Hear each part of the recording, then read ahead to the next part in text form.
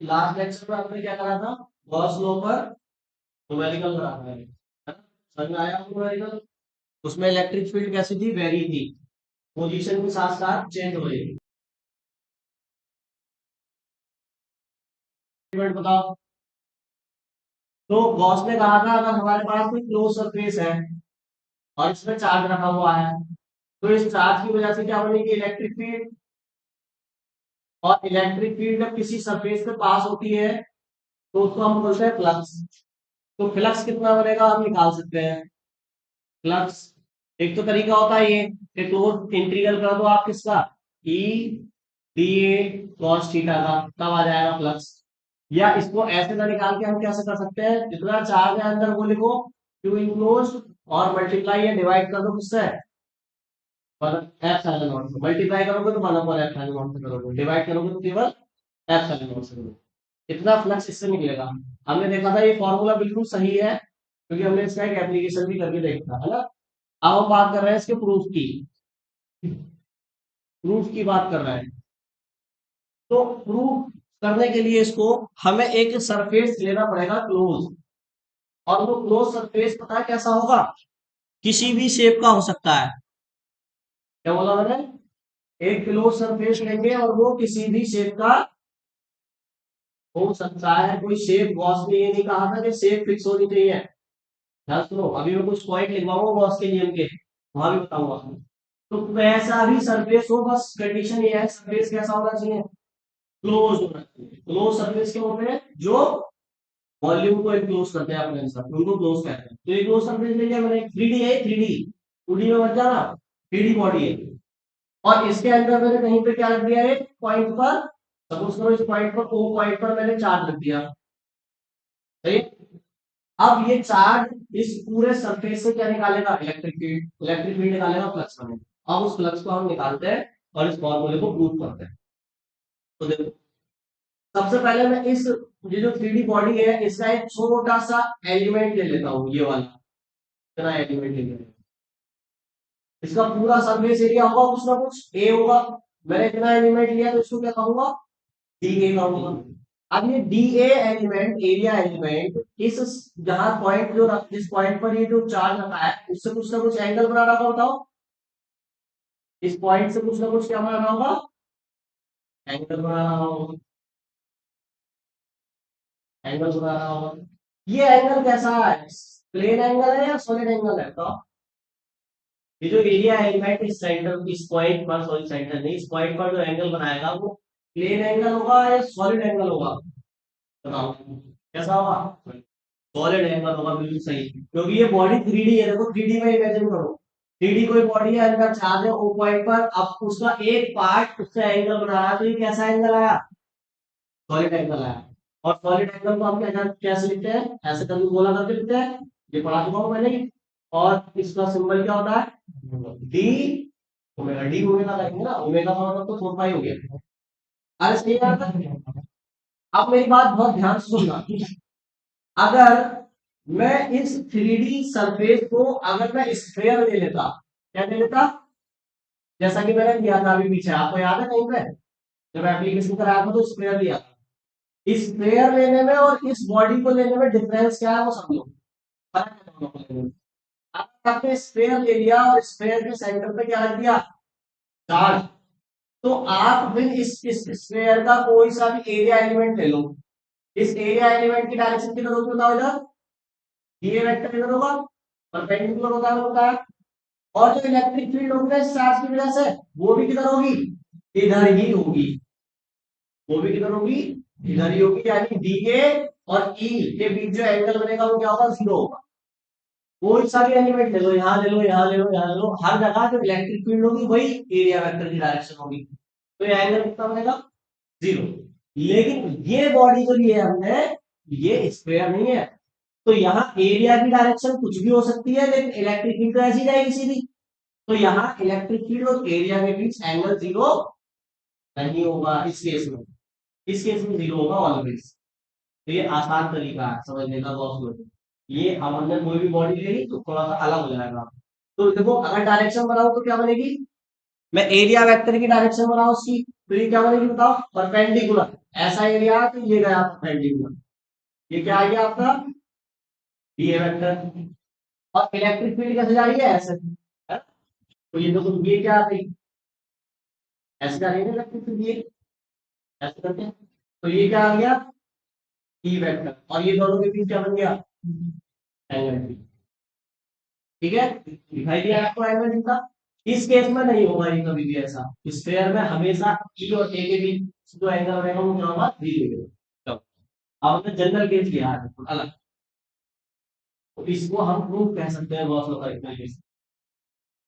तो अब ये वाला केस है, एक हमने एक थोड़ा सा एंगल ले लिया, उसको एरिया एलिमेंट करा है, वो एंगल जो बना रहा है वो डी ओमेगा है, इलेक्ट्रिक फील्ड ऐसे जा रही है, एरिया वेक्टर की डायरेक्शन ऐसे है, दोनों के बीच एंगल बना है थीटा। फ्लक्स निकालना है, तो बाय द डेफिनेशन ऑफ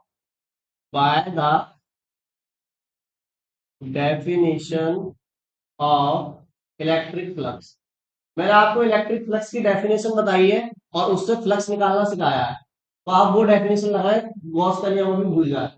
तो डेफिनेशन क्या कहती है कि जो फ्लक्स निकलेगा ना इसमें से वो किसके बराबर होगा, सॉरी अभी छोटा सा एरिया लिमिट लिया है ना, तो फ्लक्स भी कैसा होगा बताओ, कम ही होगा। भाई पूरी बॉडी से जो फ्लक्स निकलेगा उसको तो फाई कहेंगे, छोटे से एरिया से जो फ्लक्स निकलेगा वो तो डी फाई हो जाएगा। डी का मतलब छोटा फ्लक्स है ना, ठीक। तो डी फाई कितना होगा, तो आप फॉर्मूला लगा सकते हैं क्या, ई ए कॉस थीटा ये होता है, लेकिन ई और एरिया कितना है डी ए, और कॉस एंगल कितना है थीटा, तो क्या लगाया थीटा ही लगाया, सही है। ये छोटा सा फ्लक्स है, लेकिन अगर पूरी बॉडी से फ्लक्स चाहिए तो आपको क्या करना पड़ेगा इसका, इसका क्या करना पड़ेगा, डी कैसे खत्म होता है इंटीग्रेशन से खत्म होता है, तो अब आपको क्या करना पड़ेगा इसका इंटीग्रेशन, तो इंटीग्रेशन ऑन बोथ साइड, या आप डायरेक्ट इंटीग्रेशन वाले फॉर्मूले का भी यूज कर सकते थे, फ्लक्स का जो इंटीग्रेशन वाला फॉर्मूला है उससे भी लगा सकते थे, वही बन जाएगा। देखो यहाँ पर आगे क्या बनेगा, पाई ई, इसका इंटीग्रेशन हुआ खत्म, ये चलो पहले लिख के दिखा दो, integration D phi E is equal to integration क्या ई डी ए कॉस थीटा। डी फाई का इंटीग्रेशन करोगे छोटा सा फ्लक्स पूरी बॉडी का फ्लक्स हो जाएगा, तो डी फाई की जगह क्या जाएगा बताओ फाई ई, और ये क्या आया इंटीग्रेशन ई डी ए कॉस थीटा, सही है। ना तो आपको थीटा पता कितना है, ना आपको डीए पता कितना है, ई पता है क्या, ई क्या होता है इलेक्ट्रिक फील्ड, किसी चार्ज से किसी डिस्टेंस पर जो इलेक्ट्रिक फील्ड होती है वो होती है, पता है। अगर इस डिस्टेंस को क्या मान लूं मैं आर मान लूं, तो ई की वैल्यू नहीं निकाल सकते क्या, यहाँ पर चार्ज है, चार्ज से आर डिस्टेंस पे यहाँ इलेक्ट्रिक फील्ड पूछी है कितनी होगी बताओ। बाकी डीए cos थीटा नहीं पता, ई पता है, ई का हम डेफिनेशन जानते हैं, फॉर्मूला जानते हैं, बताओ कौन बताएगा। हाँ बहुत बढ़िया, बहुत बढ़िया, बहुत एकदम अच्छे, 1/4 और क्यू आर की पावर कितनी 5 6, अरे 2 होती है यार, स्क्वायर होता है ना इलेक्ट्रिक फील्ड में। तो ये फॉर्मूला जानते हैं हम, इसको हम कहाँ रख सकते हैं, यहाँ इस ई की जगह रख सकते हैं, इसको अगर इक्वेशन फर्स्ट मान लूं, तो पुटिंग इन इक्वेशन फर्स्ट रख दूं। अच्छा स्फेयर वाले केस में क्या हुआ था, स्फेयर वाले केस में आपको एंगल पता चल गया था 0, जैसे ही यहाँ 0 रखा और डीए ई तो बाहर आ गया, और डीए का इंटीग्रेशन करा तो पूरे स्फेयर का एरिया आ गया, स्फेयर का एरिया भी हम जानते हैं, अब इसका एरिया तो जानते ही नहीं, इसलिए मैं यहाँ पर इसको ना तो एंगल पता आपको यहाँ, ना आपको डीए पता है यहाँ पर, तो जनरल केस दिया है। अब यहाँ सॉलिड एंगल का यूज होगा, देखते रहो कैसे होगा, इस वैल्यू को उठा के रख दूं, यहाँ रख दूं E में, तो क्या आएगा देखो जरा, तो पाई ई बराबर क्या आएगा इंटीग्रेशन, और ई की वैल्यू ये पूरी यहाँ रखूं इनकी जगह, तो ये होगा 1/4 pi epsilon naught q upon r square, और ये वाला तो ऐसे आएगा ना डी कॉस थीटा, डी ए कॉस थीटा, रिजल्ट वही आएगा, रिजल्ट क्या आएगा ये आएगा, चाहे स्क्वायर लो या कुछ भी लो, ये आएगा लास्ट में, देखो कैसा है, ठीक है। अब इंटीग्रेशन किसका होता है? कांस्टेंट का होता है। कांस्टेंट का नहीं होता, जो वेरिएबल होता है उसका होता है। तो 1/4 पाई एप्सिलॉन नॉट कांस्टेंट है, जो आपने चार्ट लिया है तो वो भी कांस्टेंट है, जो आर स्क्वायर है वो कांस्टेंट है। ध्यान से देख फिगर कैसी है, यहाँ आर कितना है और यहाँ आर कितना होगा, और यहाँ आर कितना होगा, यहाँ आर कितना होगा, आर चेंज करेगा हर, अगर मान लो भाई ये एरिया एलिमेंट ना लेता, ये वाला एरिया एलिमेंट ले लेता तो आर की वैल्यू तो चेंज हो जाती, ये वाला ले लेता तो चेंज हो जाती, यानी आर बाहर नहीं आएगा, आर हमारा वेरिएबल है। एरिया एलिमेंट भी अलग अलग है हर जगह, एरिया एलिमेंट एंगल हर जगह अलग अलग बनेगा। अगर सरफेस एरिया ये वाला ले लिया होता हो सकता था थीटा से कुछ और बड़ा एंगल बनता, जितना दिख रहा है उससे बड़ा बनता, तो cos थीटा के अंदर आर स्क्वायर के अंदर डीए के अंदर, बाकी Q upon 4 pi epsilon not कहा जाएगा बाहर। तो देखो जरा,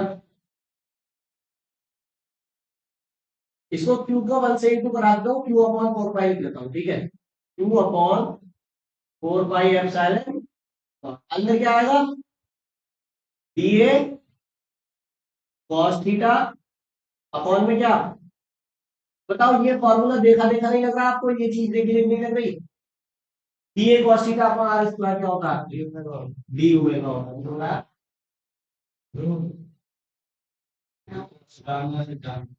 सिद्धांत क्यों होता है? चलो जिसने भी बताया था, ये क्या होता है, डी ओमेगा होता है, मैंने बताया था। जब ऐसे सरफेस रखा है और अगर सरफेस कुछ एंगल पे रख दे हम, तो फिर एंगल वाले सरफेस का इस वाले सरफेस पे क्या लेते हैं, कंपोनेंट cos थीटा आ जाता है, आता है नहीं आता है बताओ, अरे आता नहीं आता है, हाँ बिल्कुल सही। तो ये पूरी वैल्यू क्या है, डी ओमेगा, तो देखो भैया रिजल्ट वही आएगा जो मैंने आपको बता दिया, आप लाना तो मुझे वही है, कैसे करके जाऊंगा, ठीक है।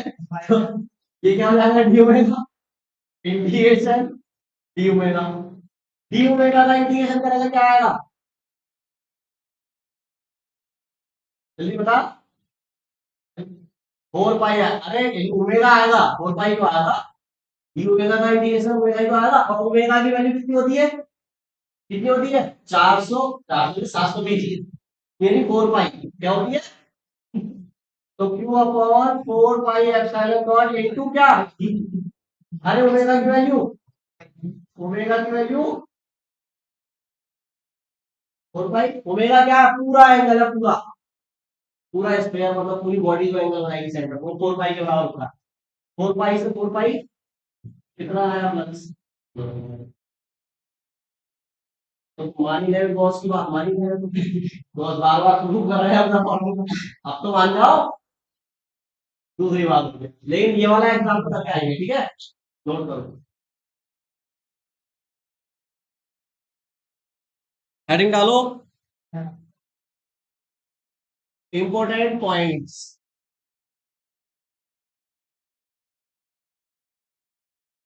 Important points related to Gauss law, तो ये मत बोला ऐसे रखो, इंपॉर्टेंट पॉइंट्स लिखो, गॉस लॉ से रिलेटेड,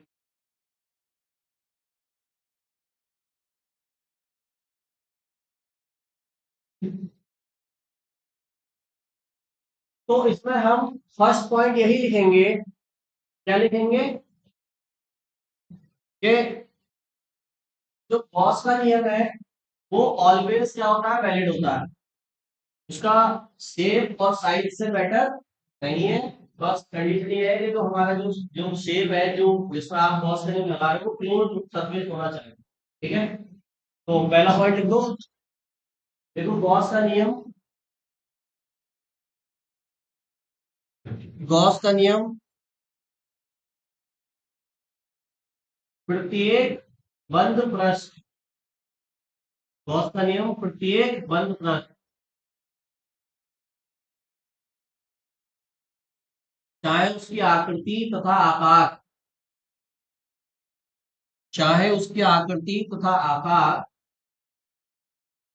चाहे उसकी आकृति तथा आकार कुछ भी हो, कुछ भी हो, सभी के लिए आकृति तथा आकार कुछ भी हो, सभी के लिए सही है।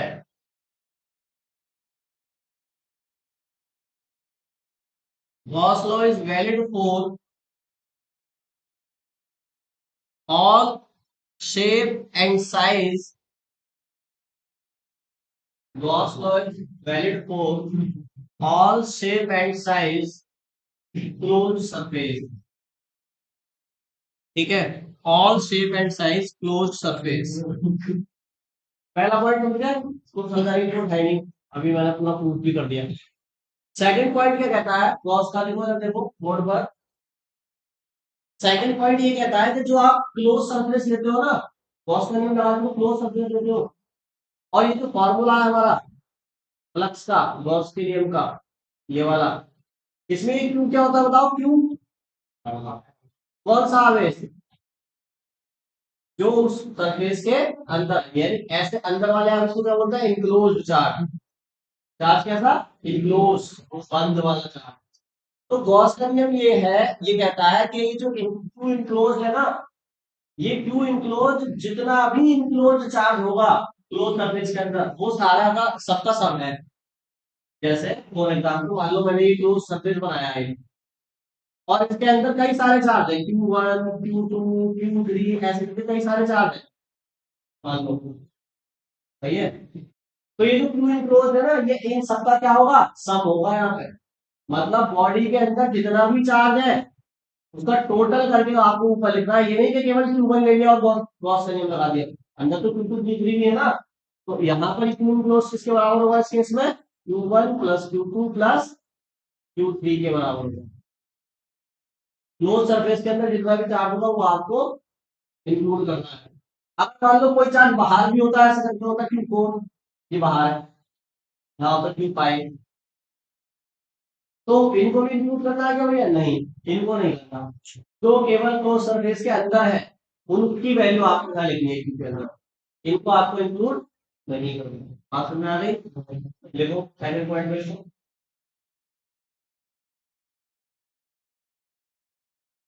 देखो गॉस के नियम में आवेश Q का अर्थ है,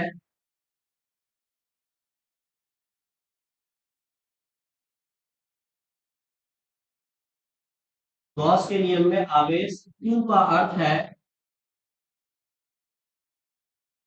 पृष्ठ के भीतर के सभी आवेशों का योग।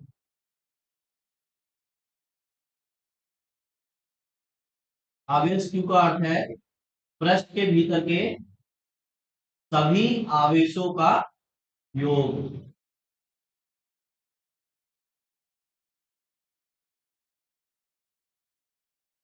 सभी आवेशों का योग, चाहे आवेश, चाहे आवेश पृष्ठ के भीतर कहीं भी हो, चाहे आवेश पृष्ठ के भीतर कहीं भी हो।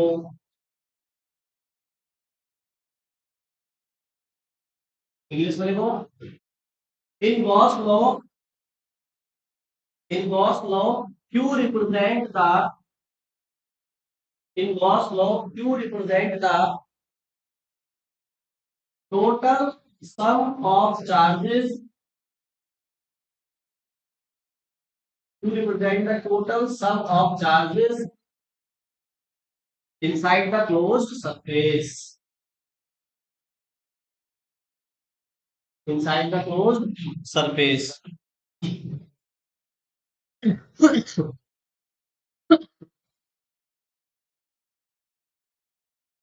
अब तीसरा और सबसे इंपॉर्टेंट पॉइंट समझिए जरा,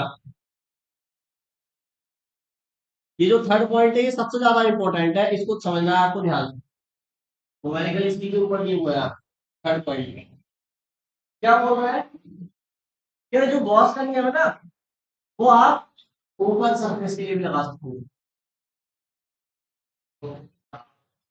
लेकिन वो भी समझ जाएगा गॉस का नियम। जो गॉस का नियम है ना, वो आप ओपन सरफेस के लिए भी लगा सकते हो।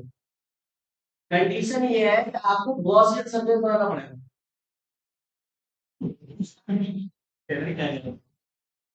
वो भैया सही है। देखो जैसे फॉर एग्जांपल मैं आपसे कहूँ कि ये एक सरफेस दिया हुआ है 2D। कैसा सरफेस है? 2D है। हाँ,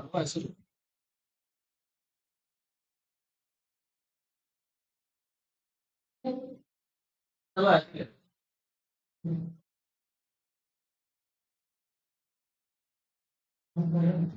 देखो क्या समझना, ये ऊपर ये क्लोज सरफेस नहीं है, ये प्लेट है, ऐसे करके प्लेट जो होती है कागज का पन्ना है, समझ लो आप। ठीक है। और यहां से कुछ ऊपर डिस्टेंस पर यहाँ चार्ज रखा हुआ है। सही है। पेपर है, तो पेपर है, पेपर को कुछ डिस्टेंस में यहाँ चार्ज रखा हुआ है, बाकी सारा सरफेस ऊपर है आपका। तो अब आप यहाँ इस केस में गॉस का नियम लगा सकते हैं फ्लक्स निकालने के लिए। अगर आपसे कहा जाए कि ये जो सरफेस है इससे वही इलेक्ट्रिक फील्ड तो बन रही होगी हर डायरेक्शन में, तो आपसे कहा जाए कि इस सरफेस से जो फ्लक्स निकलेगा, पहले बताओ क्या होगी, तो क्या लगा सकते हैं गॉस का नियम? अब यहाँ गॉस ने बताया कि बिल्कुल लगा सकते हो आप, यहाँ भी लगा सकते हो, लेकिन क्योंकि मेरी कंडीशन ये है कि सरफेस कैसा होना चाहिए, क्लोज होना चाहिए, तो आपको इस सरफेस को क्लोज करना पड़ेगा। इस सरफेस को अगर आप क्लोज कर सकते हो तो आप गॉस का नियम लगा सकते हो। आप क्लोज नहीं कर सकते हो, नहीं लगा। अब क्लोज करने का मतलब भी समझो, ऐसे नहीं कि पकड़ा भैया बंद कर दो तो क्लोज या क्लोज, ऐसे क्लोज नहीं करना है। क्लोज करने के लिए आपको एक इमेजिनरी सरफेस खींचना पड़ेगा इसके चारों तरफ। एक भाई इमेजिनरी बोलूंगा मैं उसे, क्योंकि एक्चुअल में तो यही सरफेस है ना, बाकी जितने भी सरफेस होंगे वो सारे क्या होंगे, इमेजिनरी होंगे। तो गॉस कह रहा है इसके चारों तरफ एक ऐसा इमेजिनरी सरफेस खींचो कि इस सरफेस से निकलने वाला फ्लक्स और बाकी जितने भी इमेजिनरी सरफेस होंगे उनसे निकलने वाला फ्लक्स क्या होना चाहिए, बराबर होना चाहिए। तब आप उस सरफेस को कहोगे गॉसियन सरफेस। क्या कहोगे? बात समझ में क्या बोला मैंने? ऐसे ही कोई भी सरफेस नहीं खींचना है, ऐसा सरफेस खींचना है कि इस वाले सरफेस से निकलने वाला फ्लक्स और बाकी जो सरफेस खींचोगे उनसे निकलने वाला फ्लक्स क्या होना चाहिए, बराबर होना चाहिए। तब उस सरफेस का नाम दिया जाएगा गॉसियन सरफेस। और फिर आप गॉस का नियम लगा सकते हो, कैलकुलेट कर सकते हो कितना फ्लक्स। बात समझ आ रही? तो अब ये क्या है, देखो ये ऐसे करके कोई हमारे पास मान लो रेक्टेंगल है, तो ऐसे करके पैरेललोग्राम हुआ टेढ़ा, तो इसका अगर मुझे गॉसियन सरफेस खींचना होता है कैसे खींचूंगा, देखो ऐसे करके खींचूंगा, और हर फेज से बराबर ही होगा, आप देख लेना, चेक कर लेना।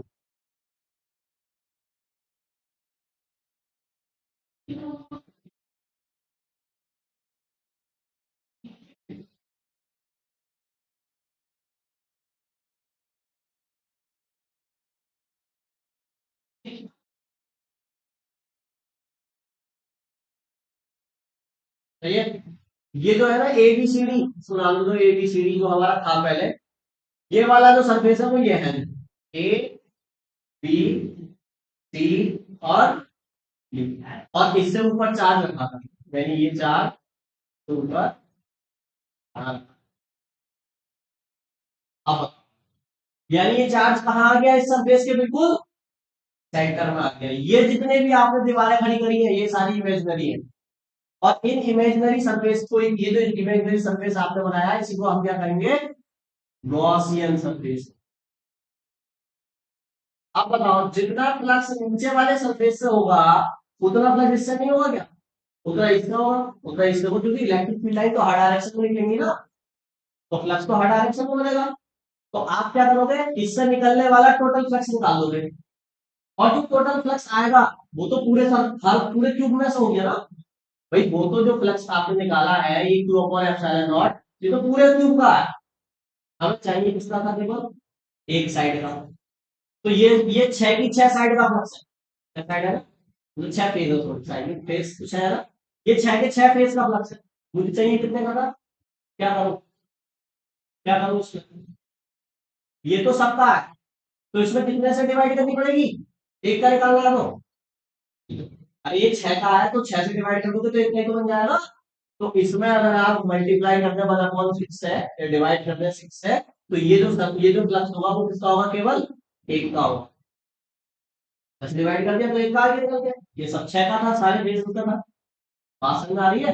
तो हमने देखो ओपन सरफेस में भी गॉस थ्योरम लगा दी, लेकिन ऐसे नहीं लगाया, पहले ओपन को क्या करा, क्लोज कर, और ओपन को क्लोज करने के लिए जो आपने सरफेस खींचा उसको क्या कहा हमने, गॉस। एग्जाम में पूछ लेता है definition, what is Gaussian surface, Gaussian surface क्या होता है, तो इसकी मैं भी डेफिनेशन लिखवा दूंगा। मेन मुद्दा ये नहीं है कि डेफिनेशन क्या है, मेन मुद्दा ये है कि आपको समझ में आ जाना चाहिए गॉसियन प्लस कब खींचते हैं और कैसा होता है। बात समझ आ रही है? जैसे अब चलो अगर समझ गए तो बताना जरा। मान लो ये मेरे पास एक वायर, क्या है, वायर, इतना बड़ा वायर है, और इस पे चार्ज। अब ये वायर पे चार्ज है, यानी इसके अराउंड चारों तरफ क्या होगी बताओ, इलेक्ट्रिक फील्ड होगी। इलेक्ट्रिक फील्ड होगी ये आर्टिकल सब हम करेंगे आगे। ये जो चीजें जो समझा रहा हूँ ये सब आगे की चीजें हैं, लेकिन यहाँ समझा रहा हूँ तो वहां तो चुटकियों में समझ जाओगे। ये न्यूमेरिकल है जो मैं कल दे रहा था यार, कल इस तरीके से सिंपल आ रहा था, मैं वो अब तो आराम से रहोगे आंसर समझोगे उसका न्यूमेरिकल। ठीक है, अब ऐसे ही ये आर्टिकल है, अभी इसी चैप्टर में आर्टिकल पढ़ोगे। तो मान लो ये वायर का टुकड़ा है, इस पे चार्ज है, ये चार्ज का डिस्ट्रीब्यूशन कैसा है, कंटिन्यूस है डिस्क्रीट है, ये डिस्ट्रीब्यूशन चार्ज का देखो कैसा है, कंटिन्यूस चार्ज डिस्ट्रीब्यूशन। तो यहाँ कौन सी डेफिनेशन लगेगी, लेमडा सिग्मा रो, लेमडा सिग्मा रो, ठीक है। चार्ज डिस्ट्रीब्यूशन का फॉर्मूला है। अब मैंने बताया तीन तरीके से चार्ज डिस्ट्रीब्यूट होता है, लाइन में, सरफेस पे, वॉल्यूम पे। तो यह लाइन में ही तो है, तो लाइन के लिए क्या डेफिनेशन थी, लेमडा बराबर टू अपॉन एल। देखो आप इसे बोलने लगे तो क्या फायदा हुआ पढ़ाने का, अभी भूल रहे हो तुम लोग। तो आर्टिकल आया तो क्या करोगे, चलो। हालांकि ये जो पूछ रहा हूँ अब ये 3D में इमेजिन करो, ये तार है, इधर इलेक्ट्रिक फील्ड, इधर इधर इधर इधर हर तरफ इलेक्ट्रिक फील्ड है। अब आपको गॉस का नियम लगाना है, सही? कैसे, क्या कैसा सरफेस बनेगा, गॉसियन सरफेस बनाओगे पहले, ये सरफेस तो है ही नहीं, अरे कोई सरफेस ना है इसके बाहर, लेकिन लगाना गॉस का नियम है। तो क्या करोगे बताओ, गॉसियन सरफेस बनाओगे, कैसा बनेगा गॉसियन, देख बता। अब जो बता देगा समझ लो वो हो गया, गॉसियन सरफेस किस में आ गया, बताओ। सिलेंडर बनेगा, और बताओ।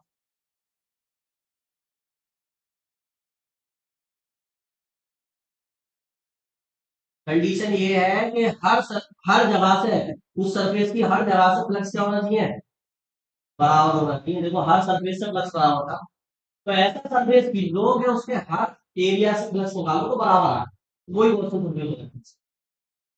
बताओ क्या खींचा है, क्यूब बना दे यहाँ पे भी। क्लोज तो होगा, लेकिन क्या फ्लक्स बराबर होगा हर सरफेस से, ऊपर वाली सरफेस का देखो क्या होगा, है ना, उसको बराबर क्यूब नहीं खींचेगा।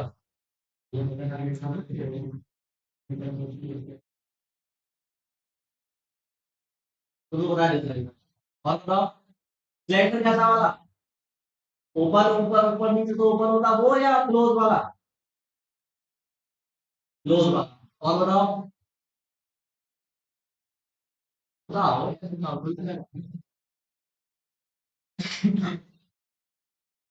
कुछ भी बताओ, कुछ भी बताओ। हम्म, माइक में बोल, माइक में बोल, तेज में बोल, सर्विस खींचो।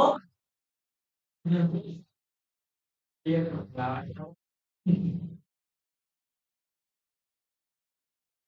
बनाया है? अरे तो सेब आप भी तो ओवन बनाया, आपको तो बता दिया, आपको दो गुना बनमत का, आपने एक बता दिया, एक ही रह थे। हाँ बताओ। अरे यार सिलेंडर ही बनेगा, बिल्कुल सही बताया इसने, देखो ना, अगर यहाँ सिलेंडर बना दोगे, लेकिन एक चीज गलत बताई, आधा सही बताया आधा गलत बताया।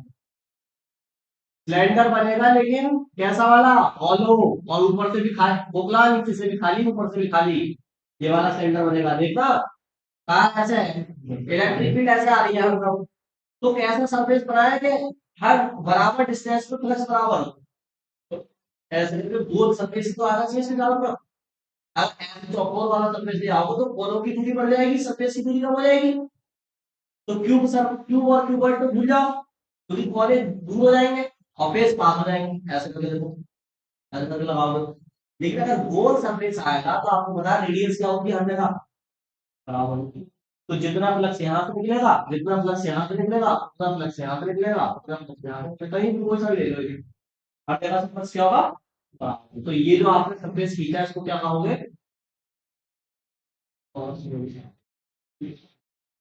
बात समझ में आ रही है नहीं आ रही है बताओ।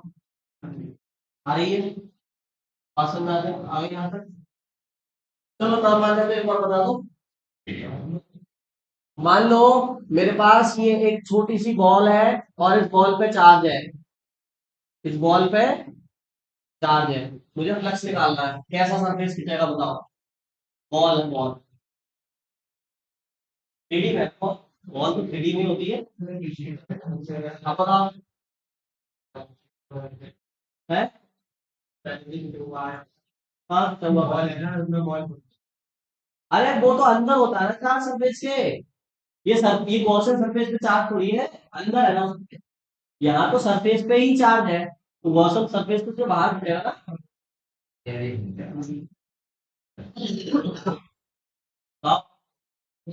ही गिरेगा बिल्कुल सही। देखो स्पेयर है ना, तो हम क्या चाह रहे हैं कि बराबर डिस्टेंस पर सेम क्या मिले, फ्लक्स मिले, बराबर डिस्टेंस पर सेम फ्लक्स मिले। तो ऐसा कब पॉसिबल हो सकता है, जब इसके ऊपर एक और के खींच दो आप स्पेयर खींच दो, तो स्पेयर का हर पॉइंट क्या होगा, सेम डिस्टेंस पर होगा, फ्लक्स भी क्या होगा, सेम होगा। तो इस केस में हमारा ये जो स्पेयर है ये गॉसियन सरफेस होता है। भैया आइडिया लगा गॉसियन सरफेस का, क्या होता है गॉसियन सरफेस। देखो क्यूब भी बता दिया, सेंटर भी बता दिया, स्क्वायर भी बता दिया, ज्यादातर यही शेप आएगी। या तो क्यूब होगा, या सिलेंडर होगा, या स्क्वायर होगा। वो डिपेंड करेगा अपना चार्ज का डिस्ट्रीब्यूशन कैसा, कैसा डिस्ट्रीब्यूशन है चार्ज का। लाइन क्या होगा तो सिलेंडर, एक पॉइंट पे चार्ज है तो क्यूब, किसी सरफेस पे चार्ज है तो बात समझ आ गई। तो गॉसियन सरफेस होता क्या है, इस थर्ड पॉइंट में उसकी डेफिनेशन में लिखवा देता हूँ और पॉइंट हो जाता है, देखो।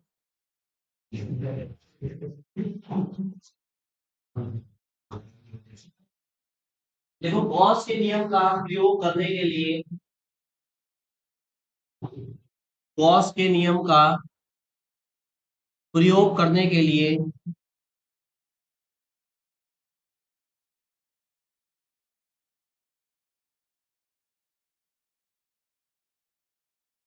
गॉस के नियम का प्रयोग करने के लिए जो काल्पनिक पृष्ठ खींचा जाता है,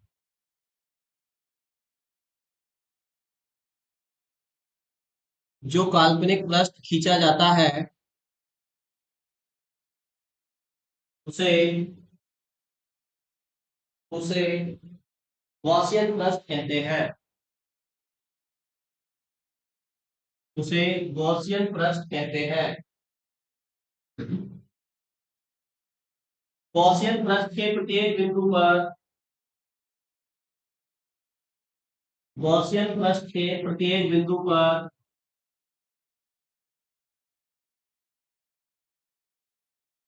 वैद्युत फ्लक्स का मान समान होता है। गॉसियन पृष्ठ के प्रत्येक बिंदु पर वैद्युत फ्लक्स का मान कैसा होता है, समान होता है। ये कंडीशन बहुत ज्यादा इंपॉर्टेंट है जो मैंने क्लास में लिखवाई है।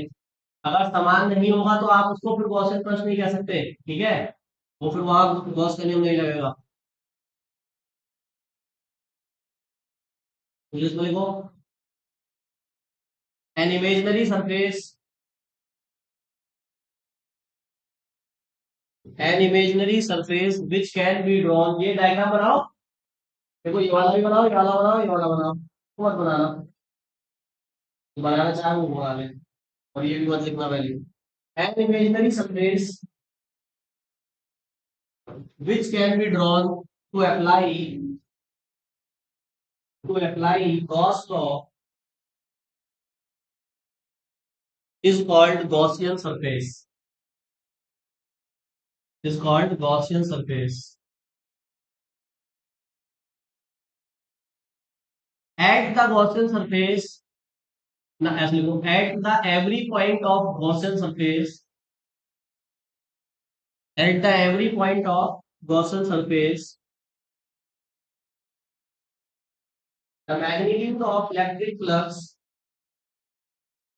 The magnitude of electric flux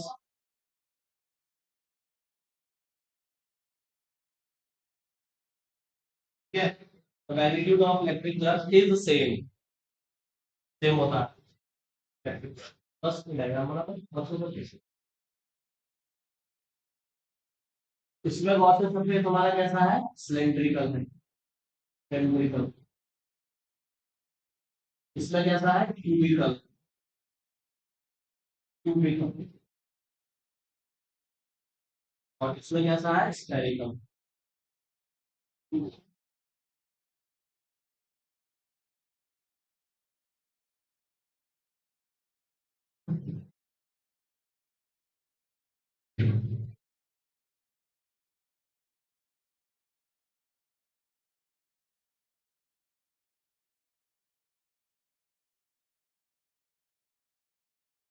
बहुत आसान न्यूमेरिकल है, समझ लो, मैंने वो तो करा ही दिया, वही करा दिया, बस उसको वैल्यू रख के आंसर निकालना है मुझे। देखो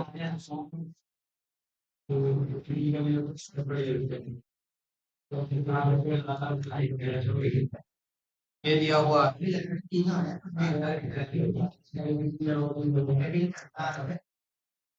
एनसीईआरटी एक्सरसाइज का 1.17 क्वेश्चन है ये, 1.17 है एनसीईआरटी की बुक का। क्या कह रहे हैं, देखो मैं क्वेश्चन पढ़ देता हूँ एक बार, डायग्राम भी दिया हुआ है, बहुत आसान है। कह रहा है चित्र 1.31, डायग्राम दिया है, एक बार बनाता हूँ उसको, में दर्शाए अनुसार 10 सेंटीमीटर भुजा के किसी वर्ग के केंद्र से ठीक 5 सेंटीमीटर ऊपर कोई 10 कूलाम का आवेश रखा है। इस वर्ग से गुजरने वाले वैद्युत फ्लक्स का परिमाण क्या है, बस ये पूछा है। क्या है, एक वर्ग है, वर्ग कैसा होता है, 2D 3D, वर्ग कैसा होता है, 2D होता है 3D होता है, 2D होता है वर्ग, तो ये वर्ग है।